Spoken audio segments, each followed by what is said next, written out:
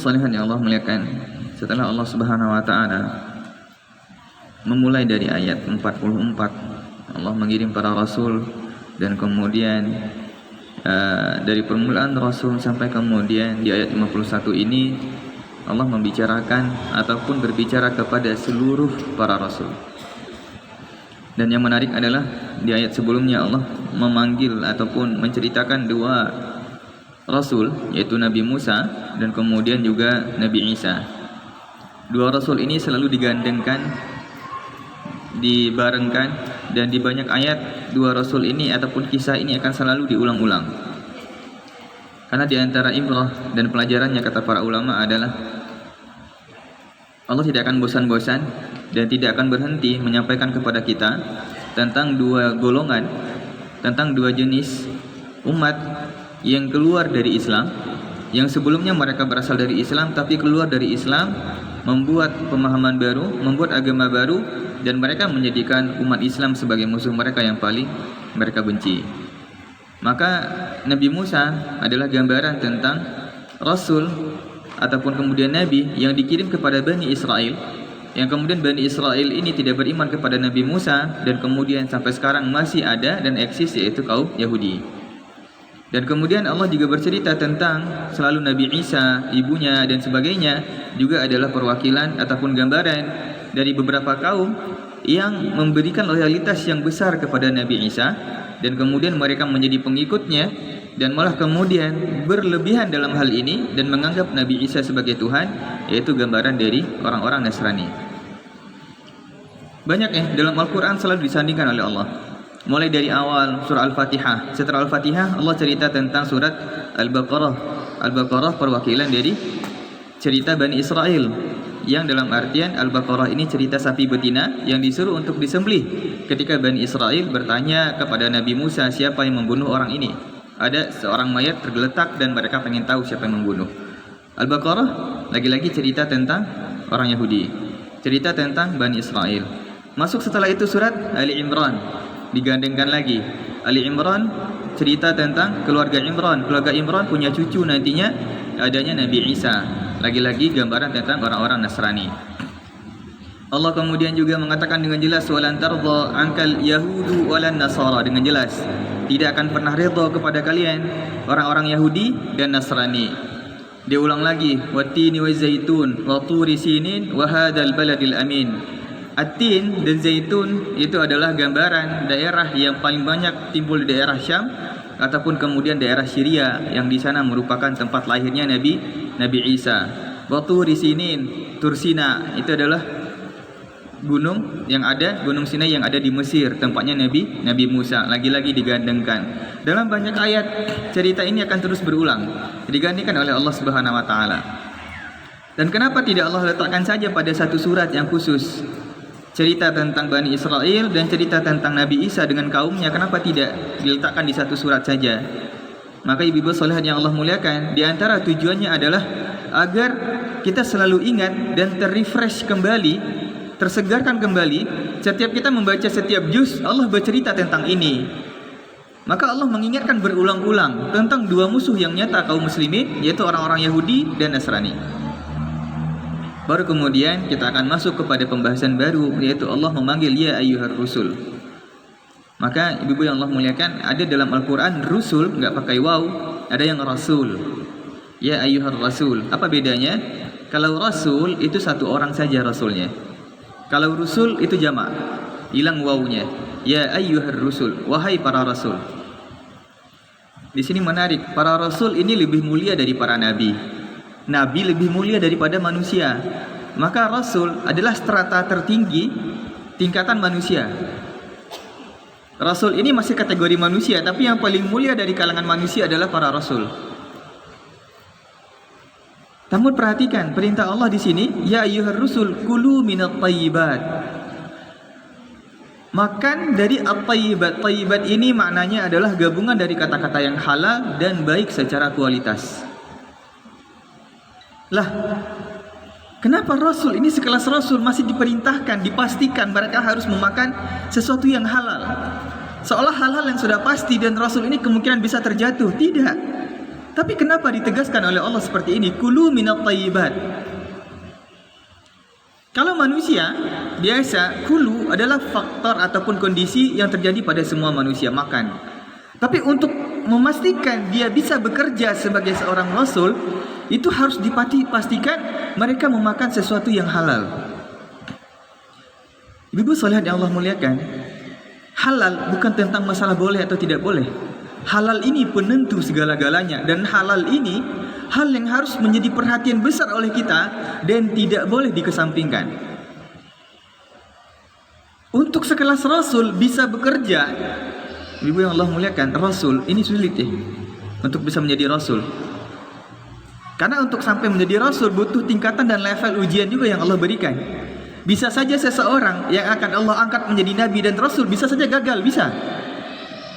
Ini yang Allah sampaikan dalam surah Al-A'raf, cerita tentang Bal'am. Walau syi'na la rafa'nahu biha walakinnahu akhlada ilal ard.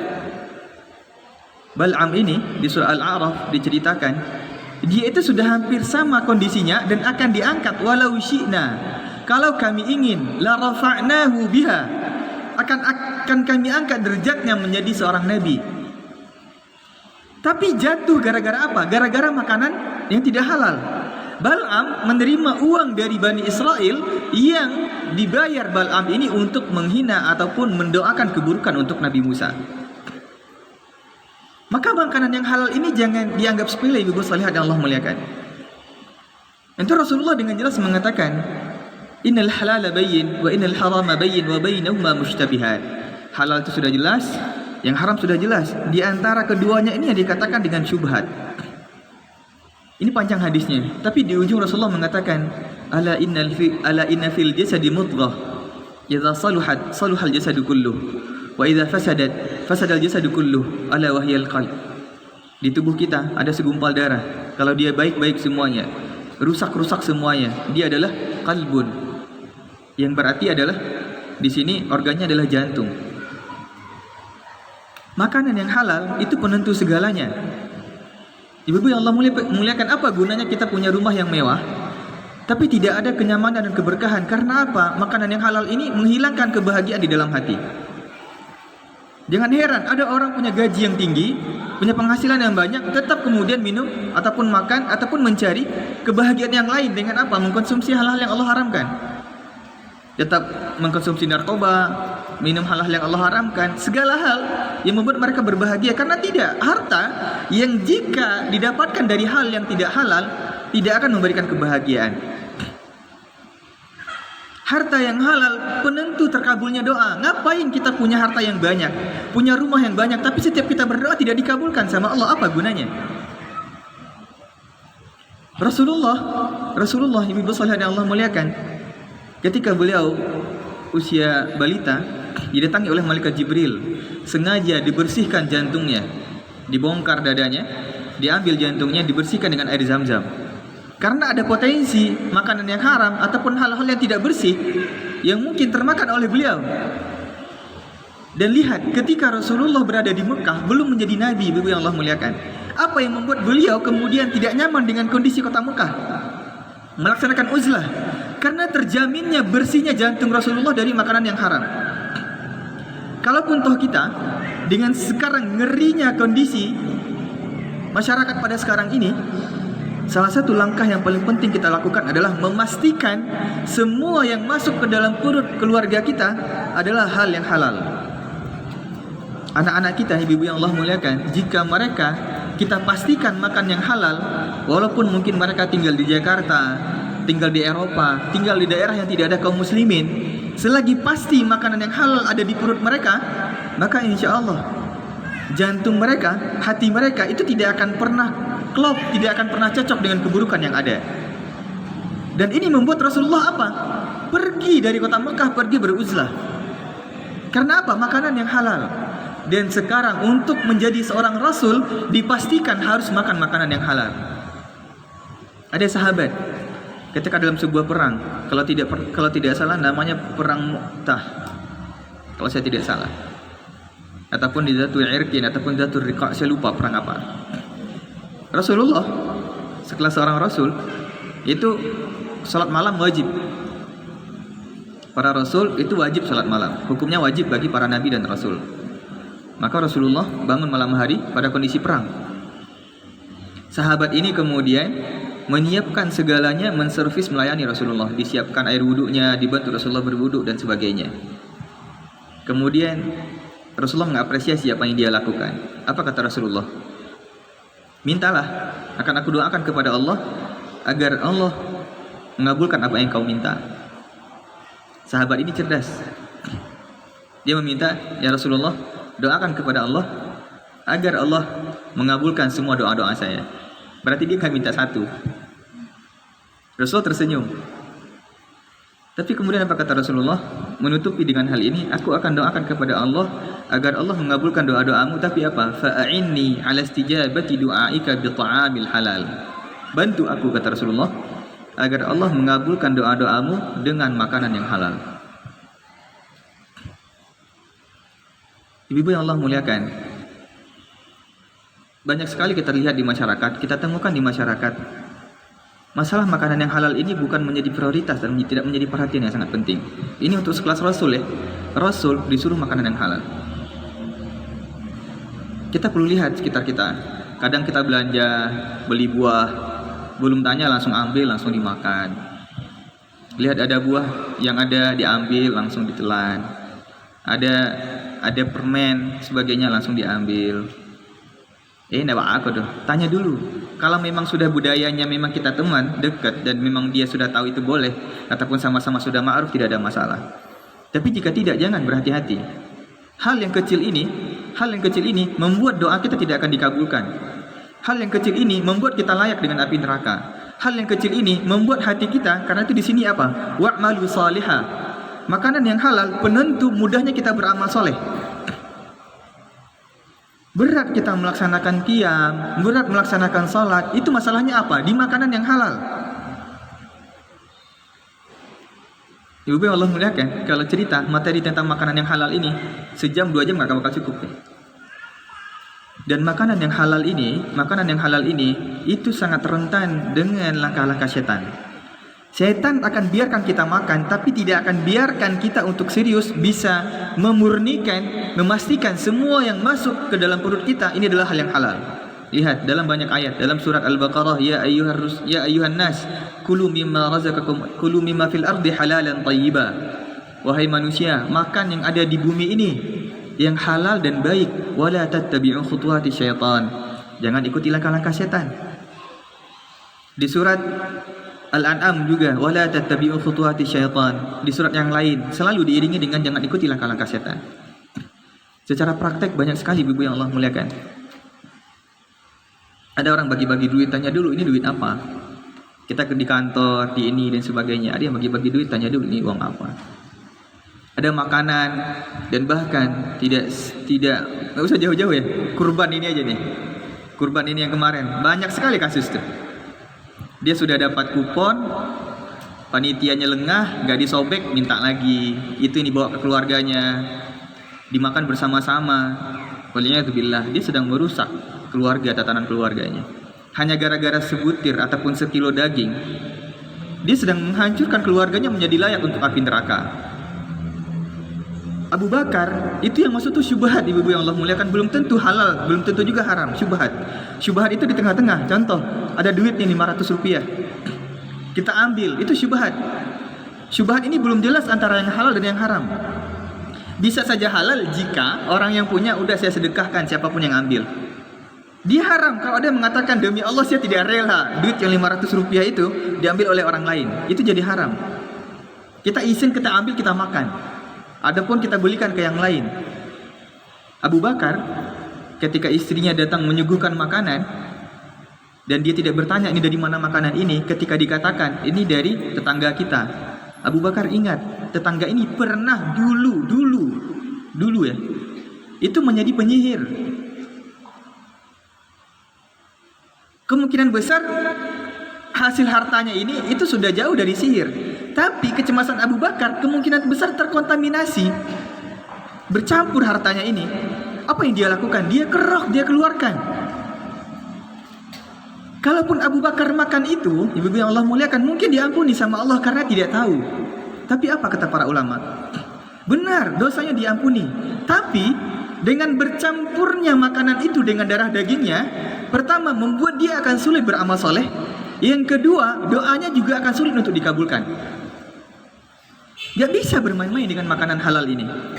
Perlu bersabar. Sering sekali ya, banyak juga tuh contoh kasus di lapangan. Payah menolong orang beralek gitu. Pulang-pulang, lapan sia aja tak bawa sia. Itu sering juga terjadi. Ada hal-hal yang kecil, tapi ini berbahaya, merusak tatanan masyarakat dan merusak kebaikan, merusak amal soleh kita. Wa'malu salihah. Susah, kenapa kita susah diingatkan? Susah beramal soleh. Karena apa? Adanya makanan yang sedikit saja terkontaminasi itu merusak tubuh kita. Karena itu Rasulullah mengatakan al-qalbu, bukan hati ya. Qalbu itu adalah jantung. Jantung ini yang nanti memompahkan darah. Dan jantung kita ini ada 3 elemen, ibu-ibu yang Allah muliakan. Ada fikriyah, akal. Kalau ulama mengatakan al-aqlu nurun fil qalbi, akal itu cahaya di dalam hati. Akal dengan otak berbeda. Otak di sini, kalau akal belum tentu di sini. Karena itu sering kita bertanya, tanya mata hatimu. Tanya hatimu gitu. Seolah-olah hati dalam artian al-qalbu ya. Nanya di sini. Masalah kesehatan. Orang yang suka makan harta yang haram sebagainya tidak tertutup kemungkinan banyak penyakit. Berhenti jantung ini memompa, udah mati. Nyangkut stroke. Masalah makanan yang halal. Apalagi adalah masalah rohani. Ketika hati ini terisi dengan makanan yang haram dan dia memompakan ke seluruh tubuh, jadi masalah besar. Maka masalah makanan yang halal ini tidak bisa bermain-main, tidak bisa bermain-main. Perlu sangat berhati-hati jika kita pengen keluarga kita menjadi baik, termasuk apakah mudah diingatkan, mudah disuruh sholat dan sebagainya. Mari cross check makanan yang halal. Apakah kita masih berhubungan dengan bank konvensional? Banyak ibu yang Allah muliakan punya harta yang banyak, tiba-tiba kena kanker, habis uang untuk kemoterapi, habis uang untuk ini dan itu. Karena apa? Mungkin makanan kita, uang di rumah kita masih bercampur dengan yang haram. Segera berhenti, tidak ada istilah tunggu, berhenti segera. Jika mampu kita segera berhenti. Makanan yang halal ini penentu sekali. Masih menggunakan transaksi kredit yang mungkin tidak syariah, hutang piutang yang tidak jelas, pegadaian yang masih bercampur dengan hal yang lain. Mari cek satu persatu sumber penghasilan kita. Ini halal atau tidak? Betul-betul murni atau tidak? Karena itu wa'malu salihah inni bima ta'maluna alim. Sesungguhnya saya, kata Allah, bima, dengan apa yang kalian lakukan wahai para rasul, alim, maha mengetahui. Maka antara makanan yang halal, bagaimana Allah menegaskan kepada para rasul memastikan makanan mereka harus halal untuk bisa jadi rasul. Maka masalah makanan yang halal ini bukan strata orang bawah, tidak, bukan umum seperti kita. Jika kita pengen baik, seorang rasul saja ditegaskan harus serius, apalagi orang-orang seperti kita. Untuk rasul saja, sekelas rasul dipastikan sama Allah agar jelas makanan yang halal, agar bisa dia beramal soleh. Wa'malu salihah inni bima ta'maluna alim. Allah tegas pada para rasul, aku dengan apa yang kalian lakukan maha mengetahui, kata Allah. Baru kemudian wa inna hadhihi, dan sesungguhnya hadhihi ini ya, ummatukum, umat kalian, seluruh umat para rasul ini ummatan wahidah, umat yang satu. Maknanya apa? Seluruh pengikut para nabi dan rasul punya agama yang sama. Terus bagaimana dengan tadi pengikutnya Nabi Musa dengan Nabi Isa? Mereka menyempal, ibu yang Allah muliakan. Mereka bukan agama Islam, tidak. Maka jangan dikatakan apa agama pengikut Nabi Musa, Yahudi. Tidak, itu adalah kelompok yang keluar dari ajaran Islam. Agamanya pengikutnya Nabi Musa, agamanya Islam. Pengikut Nabi Isa agamanya apa? Islam. Karena umat yang satu, sama semuanya. Yang beda itu aturannya, yang beda itu syariatnya. Wa ana rabbukum, dan aku adalah Rabb kalian semuanya, fattaqun, bertakwalah kepadaku. Takwa pernah kita sampaikan, takwa mengandung 3 makna. Takwa pertama bermakna berhati-hati. Maka berhati-hati dengan seluruh larangan Allah, berhati-hati dengan hal yang syubhat tadi. Takwa juga bermakna takut, takutlah kepadaku secara utuh. Takwa juga bermakna adalah jaga seluruh perintah Allah, jaga seluruh larangan Allah, lakukan perintahnya, tinggalkan larangannya. Fattaqun, bertakwa kepada saya, kata Allah. Maka sama. Maka nggak ada istilah umat Nabi pengikut Nabi Daud itu adalah Yahudi dan itu agamanya, tidak. Memang diturunkan kepada Nabi Daud ada kitab Zabur kepada Bani Israel yang mengikutinya menjadi seorang muslim. Diberikan kepada Nabi Isa kitab Injil yang mengikutinya menjadi seorang muslim. Tapi kemudian mereka menyempal, mereka ganti, mereka tukar. Ini yang Allah sampaikan, ghairil maghdubi alaihim waladdallin. Bukanlah orang-orang yang Allah murkai dan orang-orang yang sesat. Baru setelah itu Allah menceritakan dua golongan umat yang akan ada setelah para nabi dan rasul ini ketika ini habis, dan ini sekarang terjadi, ibu yang Allah muliakan. Fataqatta'u. Taqatta' artinya qat'u itu artinya putus ya. Taqatta'a memutus-mutus. Fataqatta'u ini artinya apa? Mereka saling bersengketa, saling menganggap salah. Amrahum bainahum zubura, menjadi kelompok-kelompok zubur. Ada golongan, ada pecahan, ada kelompok sebagainya. Apa yang terjadi? Setelah Rasulullah wafat, Nabi Muhammad wafat, sekarang banyak sekali sekte-sekte, banyak sekali kelompok-kelompok, banyak sekali jemaah-jemaah dan sebagainya. Itu sebuah kemestian, gak ada permasalahan, ibu yang Allah muliakan. Yang menjadi permasalahan adalah kemudian ketika di sini dikatakan kullu hizbim bima ladaihim farihun. Kullu, setiap, hizib. Hizib ini artinya partai, golongan. Bima ladaihim, bima binatnya dengan ya, dengan apa? Ladaihim, yang ada pada mereka, farihun, saling membanggakan diri dan merasa paling benar. Ini sebuah kesalahan. Oke, di Indonesia ada banyak kelompok, ada Muhammadiyah, ada NU, ada Perti, ada beberapa kelompok-kelompok yang lain yang ada di Indonesia Timur.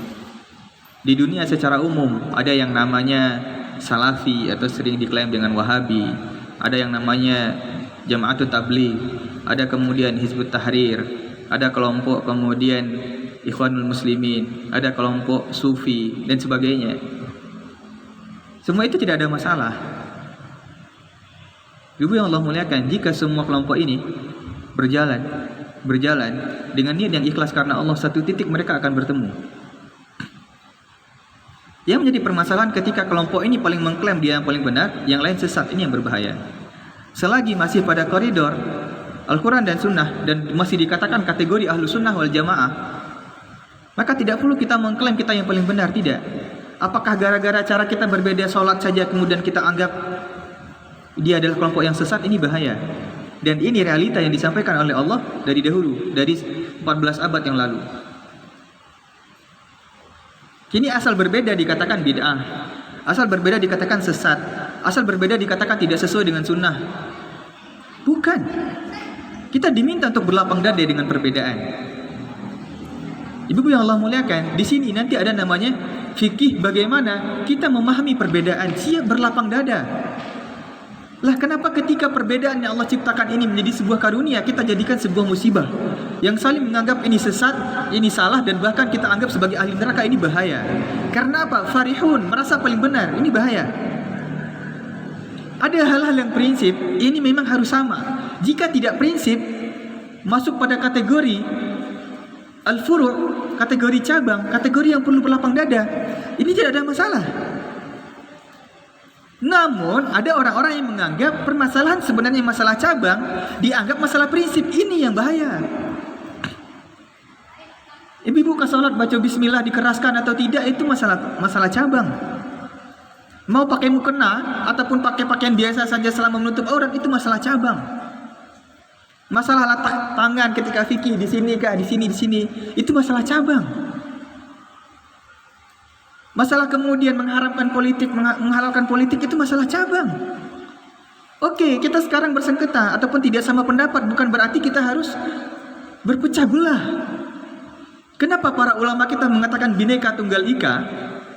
Berbeda-beda, kita artikan dengan berbeda-beda suku dan budaya tetap satu. Kenapa tidak kita artikan berbeda mazhab, berbeda cara pandang, kita tetap satu. Indonesia ini agama Islam. Kaidah-kaidah walaupun tidak disusun dengan bahasa Arab bukan berarti tidak sesuai dengan kaidah Islam.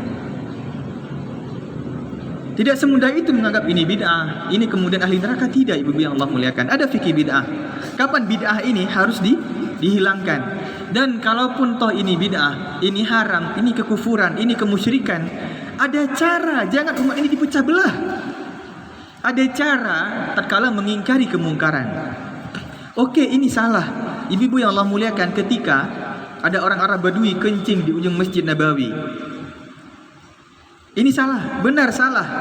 Tapi apakah ketika Umar mengangkat pedangnya akan mengejar sahabat ini sahabat ya, Arab Badui, dia muslim, bertemu dengan Rasulullah, sahabat, tapi hanya saja agak bodoh karena orang kampung. Itu dibiarkan sama Rasulullah? Tidak. Biarkan, selesaikan dia menunaikan hajatnya, selesaikan kemusyrikan ini, selesaikan kebid'ahan ini, tunggu waktunya. Bukan berarti kita biarkan, tunggu waktu yang tepat, tidak menimbulkan masalah yang besar. Dibiarkan dulu selesai kencing, baru disuruh siram, dia ditegur. Karena kalau ditegur sekarang, dia lari, dia sedang kebelet pipis, datang ke seluruh masjid, bahaya. Oke, ini bid'ah, oke.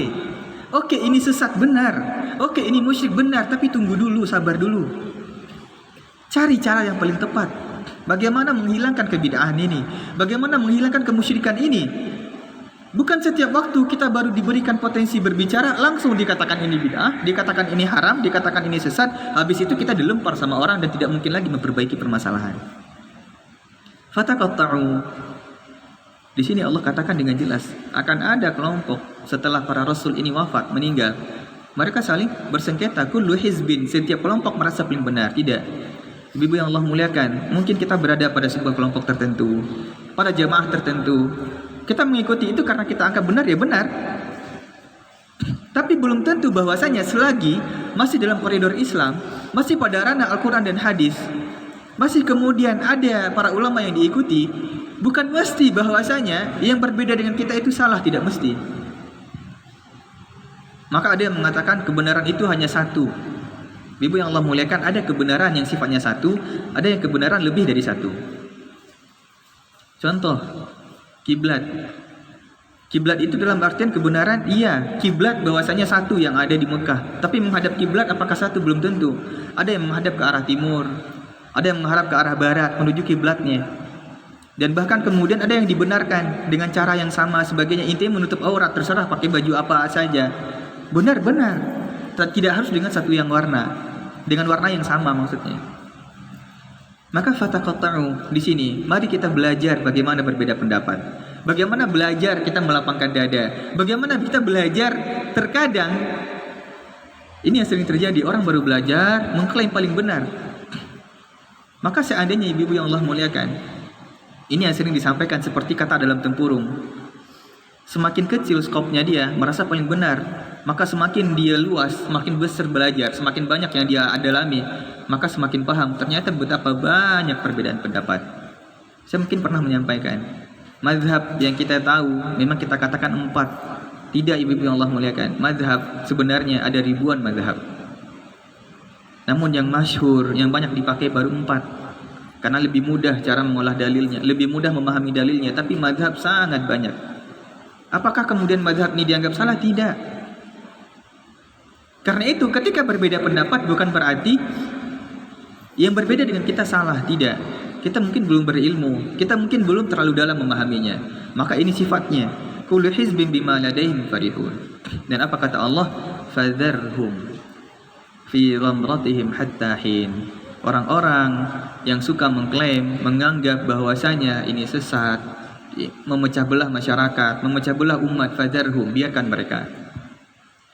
Kita termasuk orang yang bodoh, termasuk orang yang salah ketika menghabiskan waktu untuk meladeni orang-orang yang sibuk menyalahkan, sibuk mengkritik. Kita masuk kepada jebakan mereka. Karena itu kata para ulama, untuk membalas ataupun kemudian ada orang bodoh yang bertanya, jawabannya diam. Ada orang gila melempar kita, kita lempar juga, sama saja kita dengan mereka. Ada anak kecil kita berdebat, kita lawan, sama saja kita dengan mereka. Maka kata Allah, fadharhum, udah biarkan. Oh, dia mengatakan ini bid'ah, ini sesat, ini sebagainya. Ketika kita melakukan dengan dalil, ada ulama yang kita ikuti, udah biarkan, gak usah menghabiskan waktu. Karena orang-orang yang fi ghamratihim. Mungkin yang dia sampaikan benar, tapi yang dia lakukan salah. Cara dia menyampaikan, cara dia memperbaiki salah. Hatta hin, sampai waktu tertentu. Nanti mereka akan diam sendiri. Ibu yang Allah muliakan, banyak fatwa ini berubah. Fikih ini fleksibel. Fikih zaman terdahulu dengan sekarang jauh berubah. Banyak sekali ibu yang Allah muliakan fikih itu berubah. Para ulama dulu, untuk zaman dulu sepakat bahwasanya zakat itu tidak boleh diuangkan. Tapi sekarang bisa dikatakan jumhur ulama mengatakan sangat perlu diuangkan zakat ini. Untuk mempermudah berubah fatwa. Imam Syafi'i saja ada qaulul qadim, ada qaulul jadid. Ketika Imam Syafi'i di Irak ada fatwanya. Ketika sampai di Mesir diganti semua fatwa tadi sama Imam Syafi'i, berubah kondisi. Maka di sini kita perlu semakin banyak belajar. Tapi tanpa harus kita merasa menyalahkan orang lain ketika tidak sama dengan kita. Dulu ada sekali saya ingat, ada ulama yang sama sekali, dan bahkan di Sumatera Barat ini ada, itu menganggap politik itu taghut, haram sebagainya. Tahun kemarin belum mencalak jadi anggota DPR RI, hanya saja nggak lolos. Berubah fatwanya. Karena itu fatwa berubah, kondisi berubah. Selagi masih merujuk kepada Al-Quran dan hadis, walaupun menggunakan dalil yang lain, maka di sini jangan serampangan dan mudah menganggap ini sesat, ini bid'ah dan ini salah. Karena apa? Ketika kita membid'ahkan sesuatu, ketika kita menganggap ini sesat, kita mengklaim ini di neraka. Ketika kita menganggap itu di neraka, seseorang ahli neraka, kita menjadi ahli neraka ketika menuduh orang ini ahli neraka. Maka terhadap sebuah keburukan, terkadang yang tidak kita ketahui, mungkin kita perlu diam, kita gali, dalami terlebih dahulu. Jika kita tidak tahu, tanya orang yang kompeten dalam hal ini. Kalaupun tahu ustadz yang kita anggap rujukan kita, menganggap itu salah, kita lihat dulu dia merujuk ustadz yang mana. Ternyata juga merujuk pada ustadz yang punya kapabilitas, ya sudah kita diam walaupun tidak cocok dengan kita.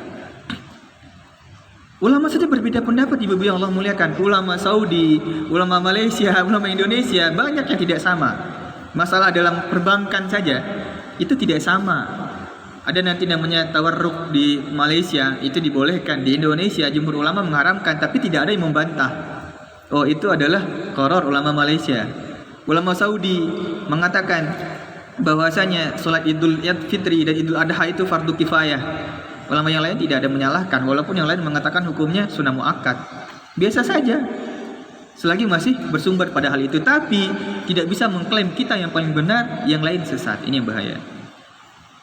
Ayahsabun annama numidduhum bihi min malim wa banin. Di antara beberapa sifat mereka, orang-orang yang kemudian berada pada kondisi menghabiskan waktu dalam hal ini, dan bahkan kemudian pada kondisi yang ini juga menjadi perhatian bagi kita.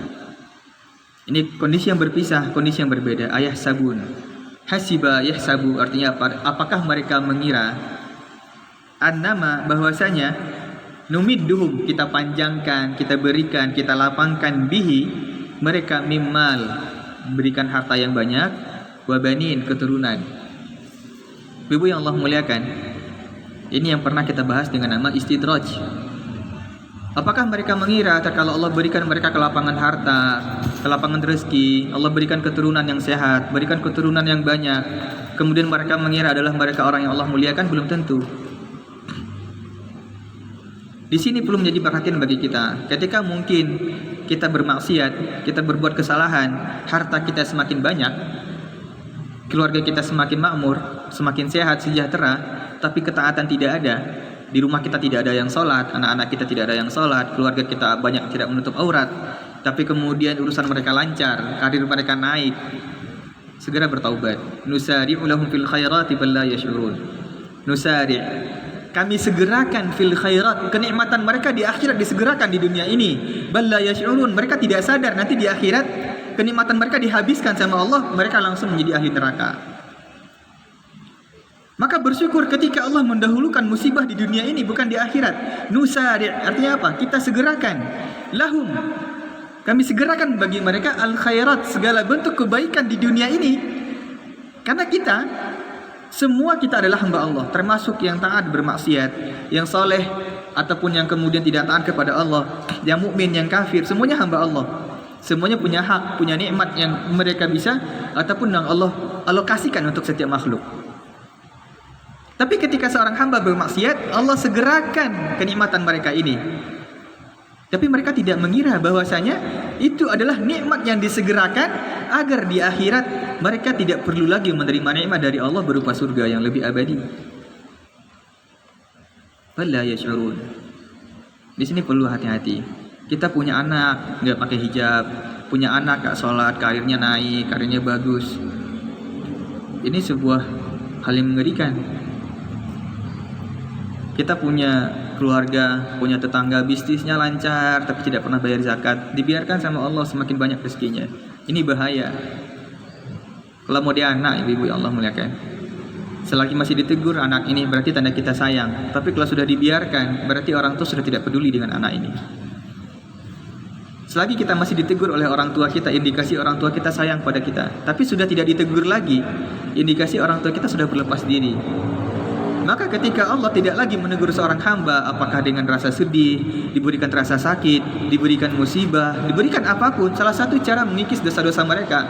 Tapi jika tidak lagi Allah berikan musibah, nusari'u lahum fil khairati bal la yash'urun.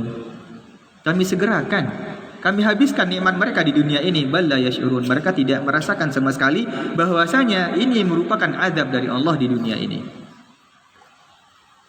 Baru kemudian kelompok selanjutnya di antara orang-orang yang beriman kepada Nabi dan Rasul ini setelah para Nabi dan Rasul meninggal, dan kita berharap masuk pada kategori ini. Pertama, innalladzina hum, sesungguhnya orang-orang yang mereka, alladzina artinya mereka, orang-orang yang hum mereka, min khasyati rabbihim, memiliki ketakutan kepada Rabb mereka, musyfiqun, sangat berhati-hati, sangat concern, sangat mereka perhatikan.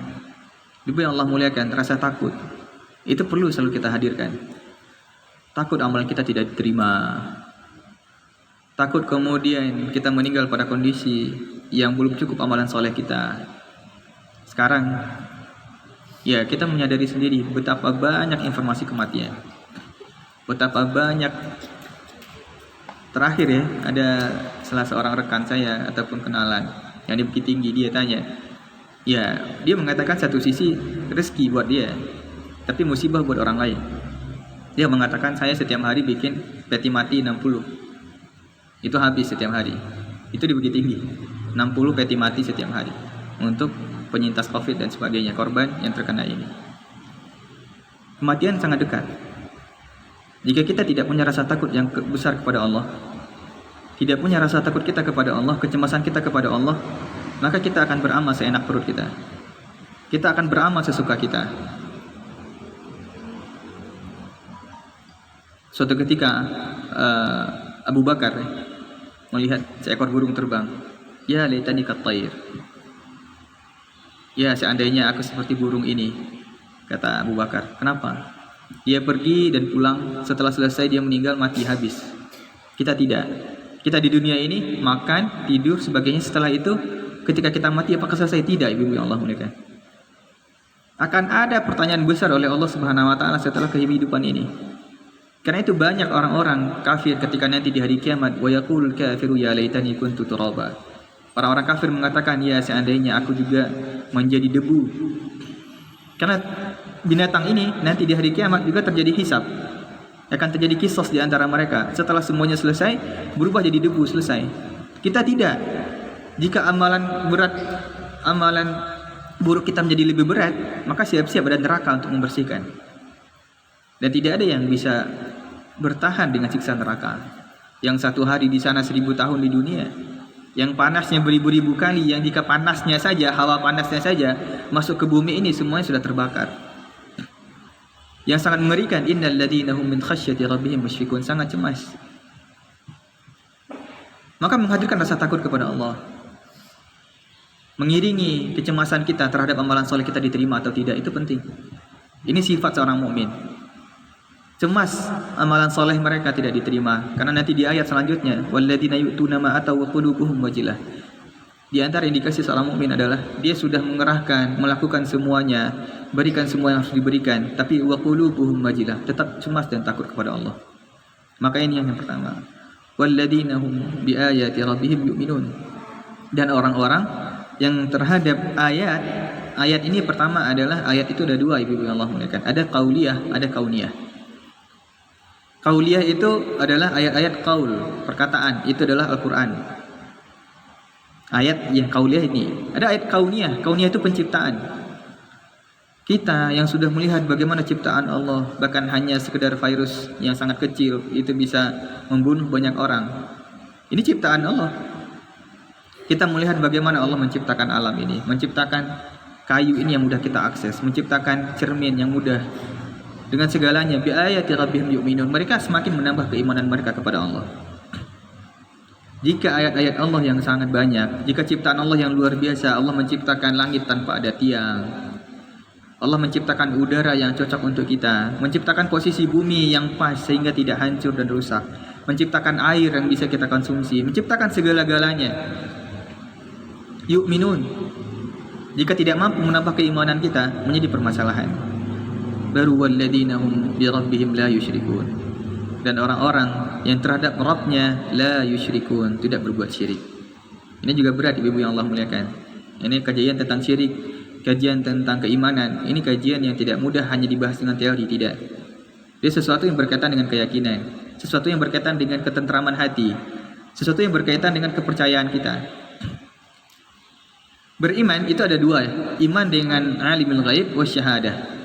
Beriman dengan sesuatu yang nyata dan beriman dengan sesuatu yang gaib. Dengan sesuatu yang nyata kita boleh beriman pada apapun. Hukum-hukum yang berkaitan dengan akal silakan.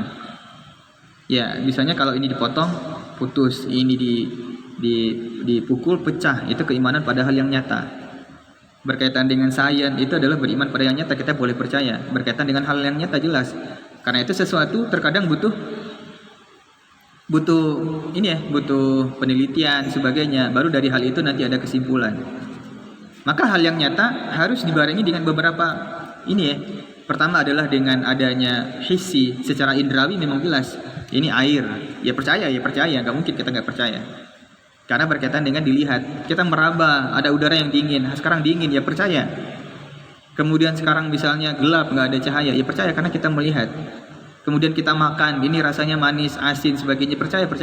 Ini sesuatu yang nyata. Namun yang berat adalah sesuatu yang berkaitan dengan hal yang gaib.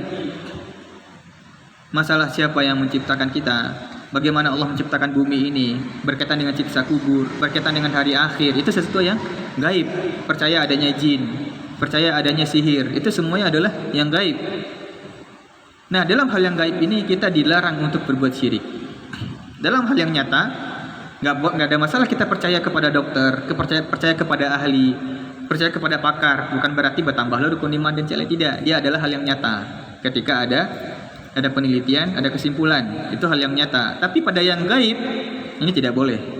Hanya perlu percaya kepada sesuatu yang memang disampaikan dari sumber yang murni, yaitu Al-Quran dan hadis. Maka masalah rezeki, masalah tatayur, masalah apapun mudarat manfaat, ini yang sering dalam masalah syirik ini adalah masalah yang masih banyak terjadi di kalangan kita. Masalah hari baik, ini hari buruk, nggak ada hari baik hari buruk. Ini masalah tempat ini jangan melakukan hal ini dan itu, ini sering terjadi. Masih banyak di masyarakat kita mempercayai manfaat dan mudarat yang disebabkan oleh sesuatu yang bisa mengakibatkan kepada hal masa depan. Jangan menjahit malam-malam, dan potong kuku malam-malam, itu semuanya hal yang tidak perlu kita percayai. Dengan menunjuk kuburan, apa tujuannya? Nggak ada masalah sama sekali, nggak ada larangannya, kecuali dilarang oleh Rasulullah, dilarang oleh Allah Subhanahu Wa Taala. Percaya bahwasanya setiap malam Jumat adalah malam, kalau Jawa ya ada jenis hari, ada kliwon sebagainya. Ini enggak. Percaya dengan zodiak anak-anak kita nih, percaya dengan ramalan, ini hal sesuatu tidak diperbolehkan. Percaya datang ke, apa bedanya berobat ke dokter dengan berobat ke dukun? Ke dokter adalah berobat sesuatu dengan hal yang nyata, syahadah, hal yang real, ada penelitiannya, walaupun tetap saja yang menentukan segala-galanya adalah Allah Subhanahu Wa Taala. Tapi kalau berobat ke dukun kan sama-sama enggak, masalahnya ini berkaitan dengan hal yang gaib, menggunakan perantara jin. Jin ini yang diharamkan kita melakukan hal tersebut oleh Allah Subhanahu Wa Taala. Bawa ayam, disembelih dadanya, dipotong, kemudian ada penyakit di sini, diobati yang ini, yang sehat badannya, nggak mungkin.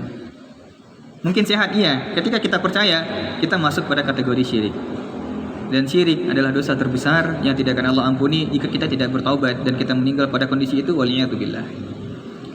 Wallahu bisawab. Silakan ibu-ibu jika ada pertanyaan dan diskusi berkaitan dengan dari ayat 51 sampai 59 ataupun hal lainnya yang ingin kita bahas dan kita diskusikan, apakah makanan yang halal, berkaitan dengan ya apapun itu, wallahu a'lam.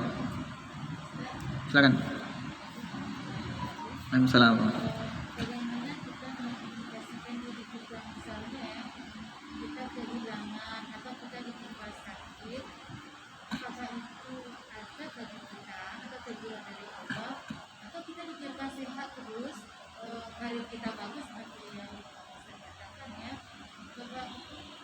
Bagaimana kita introspeksi diri kita ini, apakah itu ya Allah biarkan kita sehat terus, atau kita pikiran untuk diri kita ya. Oke, bagaimana kita mengetahui bahwasanya keberkahan yang Allah berikan kepada kita ini keberkahan atau ini adalah teguran ataupun ini adalah azab dari Allah? Maka di antara yang melihat adalah dia berbanding lurus antara ketaatan dan amal soleh ataupun kemudian keberkahan ini. Dia akan berbanding terbalik ya. Ketika mungkin di sini kita bisa melihat barometernya, kita tahu ini kemaksiatan, kita tahu jauh dari Allah. Tapi kemudian jika ternyata yang terjadi adalah malah semua urusan semakin gampang, urusan semakin mudah, ini kita segera beristighfar minta ampun kepada Allah. Jangan sampai Allah semakin mempermudah urusan kita dengan semakin jauhnya kita kepada Allah. Contoh kita bikin event ya, bikin acara, bikin ini dan sebagainya, ataupun berale ya, sering ya, berale kemudian sholat diundur dan sebagainya, tapi tidak ada konflik satupun, nggak ada masalah, semua berjalan lancar, nggak ada kesalahpahaman, orang nggak ada yang sholat, orang yang nggak ada yang pokoknya semua ketaatan ditinggalkan. Ini kita perlu cemas. Tapi ketika ada yang nggak sholat, kemudian yang ikut bercakap jiko, yang ikut heboh dan ini, itu masih kita tahu ternyata ada musibah. Ini indikasi karena kita tidak sholat, kita paham. Apapun itu, segala sesuatu yang semakin jauh kita kepada Allah, kita tahu nih, kita nggak sholat, kita terlambat sholat kita kemudian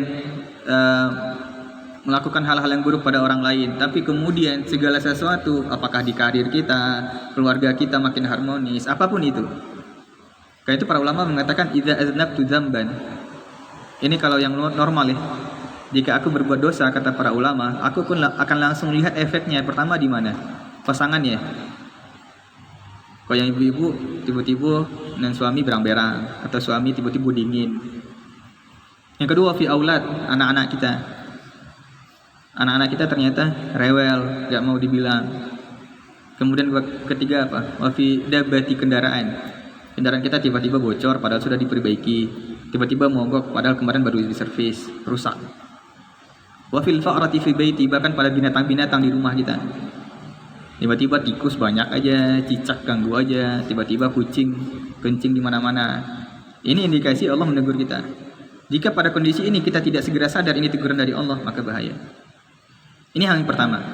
Bahwasanya ketika ketidaktaatan kita, jauhnya kita dari Allah Subhanahu wa taala tidak menimbulkan masalah walaupun yang kecil-kecil. Ini segera seorang mukmin perlu segera sadar. Min khasyati rabbihim musyfikun.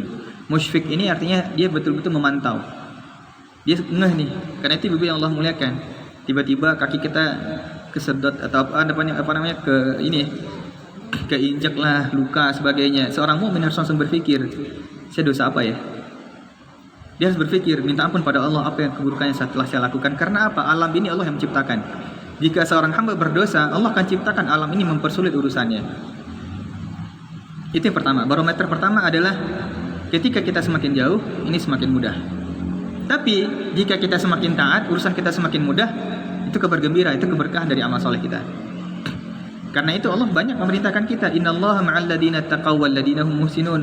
Sesungguhnya Allah bersama orang-orang yang bertakwa dan berbuat ihsan. Wattaqullaha ya'allimukumullah. Bertakwalah kepada Allah, Allah yang akan mengajarkan kalian. Innallaha la yudhi'u ajral muhsinin. Allah tidak akan pernah menyia-nyiakan orang-orang yang telah berbuat ihsan kepada Allah. Ini berbanding lurus. Jika semakin ketaatan kita semakin baik, urusan kita semakin mudah, kita bersyukur. Tapi jika ketaatan kita semakin menurun, urusan kita semakin mudah, berbanding terbalik dengan dunia kita, maka kita segera introspeksi. Ini yang pertama. Yang kedua, terkadang musibah itu tidak berupa fisik, tidak, tapi bahkan berupa segala yang berbentuk psikis. Ma yusibul mu'min min nasabin wala rasabin wala hammin wala ghammin wala adha. Tiba-tiba badanku panik, letih, ataupun kemudian ada rasa sakit, memang sakit yang Allah berikan, ataupun sedih, galau, ataupun kemudian depresi, stres, alun kejadi, gelisah, oh besok ke vaksin, besok ke ikut, panjang stres minta ampun. Ini salah satu juga teguran dari Allah, cara Allah menggugurkan dosa, ataupun kemudian kita sensitif, tersinggung. Ini salah satu cara dari Allah menggugurkan dosa. Wala hazan, sedih. Tiba-tiba ibu saya tak kena orang tua yang meninggal, tak kena ikut 2 hari, 3 hari, 4 hari, itu nggak hilang-hilang, nggak move on. Itu salah satu cara menggugurkan dosa. Tapi jika kita tidak pernah sedih, tidak pernah gelisah, kita happy, kemudian sholat kita tidak dilakukan, zakat kita tidak kita tunaikan, urusan semakin mudah, maka lagi-lagi ini indikasi istidraj. Maka dia berbanding terbalik antara ketaatan dan kemudian dengan musibah. Kemudian Ustadz, kita sudah berbuat taat, berbuat semaksimal mungkin, tapi tetap ditimpa musibah. Ini beda lagi. Kita sudah berbuat taat, ditimpa musibah, maka musibah dia bermakna ibtila. Terkadang memang cara Allah mengupgrade, meningkatkan derajat kita, kualitas kita, ataupun yang kemudian musibah ini untuk menghalangi kita dari musibah yang lebih besar. Maka tidak semua musibah itu terkadang menjadi penyebab dosa kita, terkadang tidak. Karena itu sifat seorang mukmin dalam menghadapi musibah, ulama mengatakan ajaban li amril mukmin, idza asabahu sarra syakar wa idza asabahu dharra sabar. Ditimpa musibah dia bersabar, ditimpa kebahagiaan dia bersyukur. Tapi bedanya seorang mukmin ketika ditimpa musibah dia tenang, enggak stres. Alladzina amanu wa tatma'innu qulubuhum bi dzikrillah, ala bi dzikrillah tatma'innul qulub. Seorang mukmin mungkin ditimpa musibah sama Allah, tapi dia akan mampu melewati itu dengan mudah. Banyak para ulama yang difitnah. Imam Bukhari itu difitnah bermacam-macam. Banyak para ulama, para rasul dan sebagainya juga difitnah. Rasulullah saja difitnah, dikatakan gila, dikatakan ini dan sebagainya, dikatakan penyihir. Maka ujian tingkatan kedua adalah memang cara Allah meningkatkan kualitas dan cara Allah membuat kita apakah layak untuk amanah selanjutnya yang lebih besar, apakah kita layak untuk tugas yang lebih besar, ataupun kita dipersiapkan untuk kemungkinan terburuk yang akan ada, ataupun terkadang musibah ini untuk menghalangi dari musibah yang besar yang akan datang. Maka dari sini adalah bagaimana kita menanggapi musibah.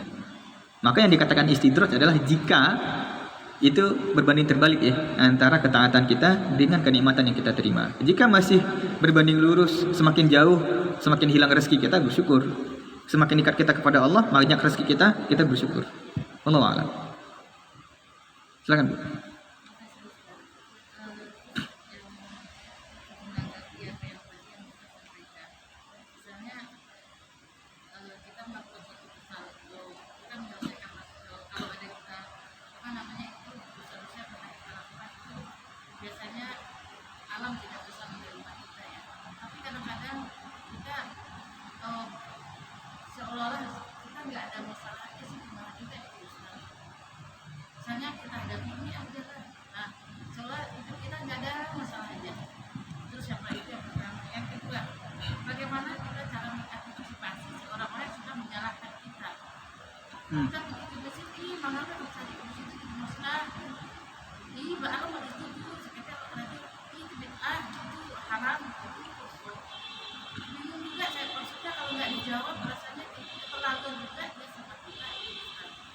Saya juga ini saudara saya sendiri ini berada dalam satu lingkungan ya, selalu baru waktu menari itu mengaku berikutnya salah, aku haram, itu biasa saya kan pengen punya tulang.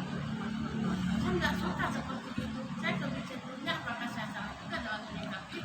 Saya dengarin aja semuanya, katakan Ustaz ini saya dengarin. ya. Terus selalu mereka katakan apakah ibu yakin katanya rasul yang disampaikan itu salah. Ayo ini tentang itu. Aduh maaf ya kamu belajar dari masjid itu suka sekali. Itu udah kesel rasanya. Sempat saya sampaikan sampai itu. Maaf ya kamu belajar hanya dari masjid ke masjid. Suka menyalahin orang seperti itu. Ilmu orang sudah tinggi gitu ya. Nah jadi terjadi akibatnya kami nggak ikut serta akibat seperti itu jawaban saya kepada beliau. Jadi saya mohon nanti penjelasannya apa sih yang sampai kalau diam kita bertubi-tubi bertambah-tambah kata-kata yang sangat kita. Baik, pertama adalah terkala kita menghadapi masalah kemudian dianggap tidak ada masalah. Pertama memang kita lihat jika seandainya memang kondisi ruhiyah kita bagus, ini salah satu karunia dari Allah. Seorang mukmin itu dadanya itu lapang ya. Wa may yuridillahu wa yashrah sadrahu lil Islam fa huwa ala nurin min rabbih. Dada itu adalah bejananya jantung, hati. Karena itu jika Allah menginginkan kebaikan pada seseorang, dilapangkan dadanya. Dia melihat permasalahan semua menjadi kecil. Maka ini karunia besar. Permasalahan baru juga kayak tadi, jika seandainya dia nggak pernah berbuat taat. Dan terkadang ibu-ibu yang Allah muliakan, ketaatan itu ada dua ya. Ketaatan yang sifatnya hati, yang kedua ketaatan yang sifatnya berupa fisik. Ketaatan hati itu jauh lebih besar pahalanya, efeknya dibanding ketaatan berupa fisik. Maka bukan berarti ketika ada orang kita lihat nih, ya sholat secukupnya saja, ibadah sunnah nggak banyak, baca Quran ala kadarnya saja, tapi dia mungkin punya kebersihan hati yang luar biasa. Karena itu para ulama mengatakan, Rasulullah mengatakan jika para sahabat ditimbang saja satu ketaatan mereka dibandingkan seluruh orang yang ada di dunia ini tidak bisa ditimbang. Bagaimana bisa dengan mudah Abu Bakar yakin meninggalkan seluruh hartanya begitu saja tanpa berpikir ada cemas? Ini keimanan. Bagaimana dengan mudah para sahabat memaafkan? Abu Bakar nih, Umar bin Khattab mengatakan, ya Rasulullah, aku mencintaimu sebagaimana aku mencintai istri dan anak-anakku, mencintai diriku dan keluargaku. Rasulullah mengatakan, la ya Umar, jadikan aku yang lebih engkau cintai dari dirimu dan keluargamu. Segampang itu Umar merubah, ya Rasulullah, nggak sampai 2 detik. Sekarang engkau lebih aku cintai dari keluargaku dan diriku sendiri. Ini masalah hati. Maka terkadang ada orang-orang yang mungkin Allah berikan karunia dan dia mampu mengelola hatinya, itu juga sebuah ketaatan. Sehingga Allah permudah urusannya. Maka juga bukan berarti ketika urusan seseorang dipermudah sama Allah ini merupakan adab, tidak. Tapi di sini lebih fokus kepada mal dan harta ya. Jadi di antara bentuk tadi adalah dipermudah urusan sama Allah, diperbanyak rezekinya. Ini yang dikatakan istidraj, ini lebih banyak berkaitan dengan masalah duniawi. Kalau dia melihat masalah kecil, ini belum tentu. Tapi yang menjadi tolak ukur adalah masalah duniawinya. Karirnya makin naik, rumahnya makin besar, mobilnya makin banyak, ataupun anak-anaknya semakin banyak, semakin sukses sebagainya.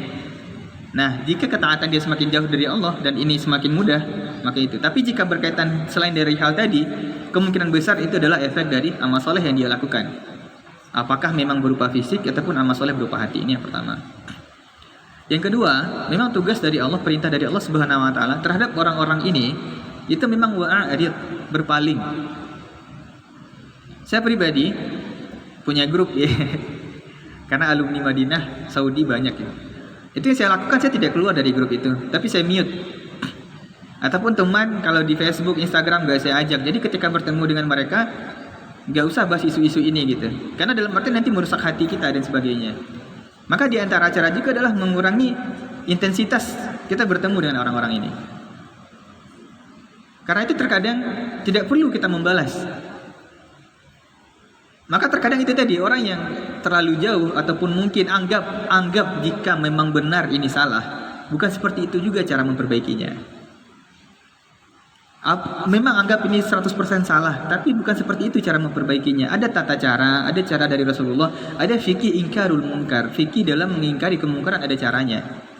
Bukan langsung kita katakan ini kita putus di tengah, nggak bisa. Maka sikap kita memang sekarang mencari usaha dalam artian meminimalisir perdebatan atau kita bikin ketegasan. Oke, biarkan saya dalam hal ini, kamu silakan dengan ustadz yang kamu ikuti. Jika masih bahas dengan hal ini, mungkin kita akan tidak baik hubungan baik kita. Kita cut di sana. Perlu kita mengkat bahasan-bahasan ini, tolong jangan dibahas. Jika kayak dalam artian pengen keluarga masih baik, hal ini masih baik, tolong jangan dibahas masalah-masalah ini. Karena gini, ibu-ibu yang Allah muliakan, hal ini akan selalu terjadi dan akan ada. Wallahu a'lam, mungkin suatu waktu kita bisa bahas tentang fikih memahami mana bid'ah. Bid'ah ini ada 2 hadis. Kedua hadis ini disebutkan oleh Imam Nawawi di dalam Arba'in Nawawi. Dan tidak banyak ulama yang kemudian menggabungkan hadis ini dan kemudian menurunkan bid'ah seperti apa yang memang harus kita betul-betul perangi. Ada bid'ah yang ulama berbeda pendapat, ini kategori bid'ah atau tidak. Yang kita berbeda pendapat inilah yang kemudian setidaknya kita masuk kepada fikih perbedaan pendapat. Maka dalam hal ini menjadi krusial dan sering terjadi di sekitar kita. Maka ada akhlaknya. Allah juga mengatakan dalam surah Al-A'raf, khudil afwa wa'mur bil 'urfi wa'rid 'anil jahilin. Terima masyarakat kita, kemudian perintahkan dakwahi mereka dengan hal yang ma'ruf, dengan hal yang baik, dan berpaling dari orang-orang yang akan ada sikapnya sukanya mengkritik. Dan ibu-ibu yang Allah muliakan, orang-orang yang ini yang sikapnya mengkritik dan tidak terjun ke masyarakat, mereka masuk pada kategori ayat yang Allah sampaikan dalam surat Al-A'raf, falamma nasu ma dzukiru bihi anjayna alladziina yanhauna 'anis su' wa akhadna alladziina zalamu bi'adzabin ba'isin bima kanu yafsukun. Kisah ini diceritakan ketika ada Bani Israel yang memancing pada hari Sabtu. Dia pasang jalannya pada hari Jumat, diambil pada hari Minggu. Kemudian ada 2 kelompok. Yang satu mengatakan, jangan kamu lakukan, ini salah. Dia tegur, dia perbaiki. Yang satu lagi nggak mau peduli, dia sifatnya cuma mengkritik, dia itu adalah ahli neraka, nggak perlu didakwahi orang-orang ini. Dia ini adalah pelaku bid'ah, tidak perlu diperbaiki. Maka apa kata Allah? Falamma nasu ma dzukiru bihi, setelah selesai, yang Allah selamatkan cuma orang-orang yang turun berdakwah ini. Orang-orang yang mengingatkan walaupun tahu orang ini tidak akan mendengarkan. Sisanya termasuk orang-orang yang soleh ini termasuk orang yang Allah binasakan. Dan bahkan dalam ayat ini kemungkinan besar orang-orang ini juga termasuk menjadi kera. Kunu qiradatan khasi'in. Maka sifat orang-orang ini wa'adid anil jahilin, gak peduli, akan selalu ada dan orang-orang ini akan selalu eksis sampai nanti hari kiamat. Wallahu a'lam. Baik, cukup insyaallah. Mari sama-sama kita tutup dengan doa di hari-hari terakhir di hari tasyrik ini dan juga pada hari yang mulia ini pada hari Jumat. Kita berdoa kepada Allah agar Allah memberikan keberkahan, berikan kesehatan, berikan penjagaan, Allah terima amal-amal saleh kita. A'udzubillahi minasyaitonirrajim. Bismillahirrahmanirrahim. Alhamdulillahirabbil alamin. Hamdan syakirin, hamdan na'imin, hamdan yuwafi ni'amahu wa yukafi'u mazidah. Allahumma ighfir lana dhunubana wa liwalidina warhamhum kama rabbawna shighara wa li jami'il muslimin wal muslimat wal mu'minin wal mu'minat innaka samii'un qaribun mujibu da'awati ya qadhil hajat. Allahumma ishfi mardana wa mardal muslimin. اللهم اكشف عنا الوباء والفحشاء والمهن ما ظهر منها وما بطن. اللهم أنت الشافي لا شفاء إلا شفاءك شفاء لا يغادر سقما. اللهم إنك عفو كريم تحب العفو فاعف عنا. اللهم يا مقلب القلوب ثبت قلوبنا على دينك. اللهم يا مصرف القلوب صرف قلوبنا على طاعتك. ربنا تقبل منا إنك أنت السميع العليم وتب علينا إنك أنت التواب الرحيم. ربنا ظلمنا أنفسنا وإن لم تغفر لنا وترحمنا لنكونن من الخاسرين. اللهم لا تدع لنا في هذا المساء ذنبا إلا غفرته ولا مريضا إلا شفيته ولا دينا إلا قضيته ولا عسيرا إلا يسرته ولا حاجة من حوائج الدنيا إلا قضيتها ويسرتها يا رب العالمين. اللهم كما جمعتنا في هذا المكان فاجمعنا في جنتك الأعلى يا رب العالمين. ربنا آتنا في الدنيا حسنة وفي الآخرة حسنة وقنا عذاب النار. سبحان ربك رب العزة عما يصفون وسلام على المرسلين والحمد لله رب العالمين. سبحانك اللهم وبحمدك أشهد أن لا إله إلا أنت أستغفرك وأتوب إليك. والعصر إن الإنسان لفي خسر إلا الذين آمنوا وعملوا الصالحات وتواصوا بالحق وتواصوا بالصبر. أقول قولي هذا وأستغفر الله لي ولكم فاستغفروه إنه هو الغفور الرحيم. السلام عليكم ورحمة الله وبركاته.